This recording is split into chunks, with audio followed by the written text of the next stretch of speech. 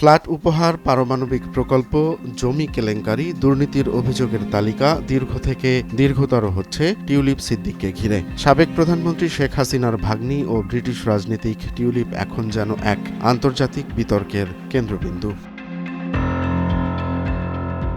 বাংলাদেশের দুর্নীতি দমন কমিশন ১৩ এপ্রিল একটি গুরুতর পদক্ষেপ নেয়। ৭,২০০ বর্গফুট জমি অবৈধভাবে নেয়ার অভিযোগে টিউলিপের বিরুদ্ধে গ্রেফতারি পরোয়ানার আবেদন করা হয়। তবে এটি একমাত্র অভিযোগ নয়, এর বাইরেও রয়েছে রূপপুর পারমাণবিক প্রকল্প ও বিদেশি ফ্ল্যাট উপহারের মতো বহু বিতর্কিত ইস্যু। এর আগেই টিউলিপকে ব্রিটিশ ট্রেজারি দপ্তরের মন্ত্রিত্ব ছাড়তে হয়েছে শেখ হাসিনা সরকারের সঙ্গে যোগসূত্র নিয়ে বিতর্ক তৈরি হওয়ার পর। এবার বাংলাদেশের তদন্তের ঢেউ আছড়ে পড়েছে তার দোরগোড়ায়। এমন প্রেক্ষাপটে আন্তর্জাতিক গণমাধ্যমে সরব হয়েছেন টিউলিপ সিদ্দিক।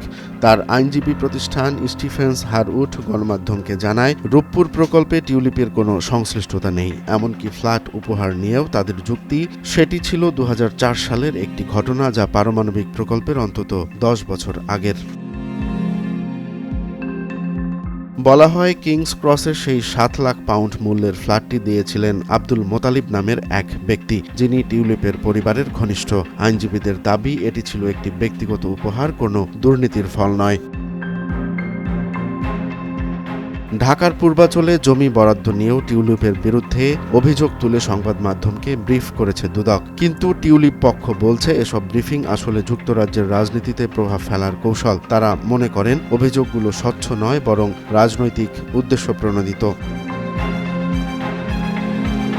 তবে প্রশ্ন রয়ে গেছে, টিউলিপের যুক্তি কি বাস্তবতাকে অস্বীকার করছে, নাকি সত্যিই এসব তার বিরুদ্ধে সাজানো নাটক? বাংলাদেশের রাজনীতির জটিলতার মাঝখানে টিউলিপ এখন আন্তর্জাতিক পর্যবেক্ষণেও। টিউলিপ সিদ্দিকের বিরুদ্ধে অভিযোগের জাল যেমন বিস্তৃত, তেমনি তার আত্মপক্ষ সমর্থনও অনেক প্রশ্নের জন্ম দিচ্ছে। শেষ পর্যন্ত সত্যের মুখোমুখি কে আসবে, দুদক নাকি টিউলিপ? উত্তর হয়তো সময় বলে দেবে। রোমান্স তালুকদার, নয়া দিগন্ত।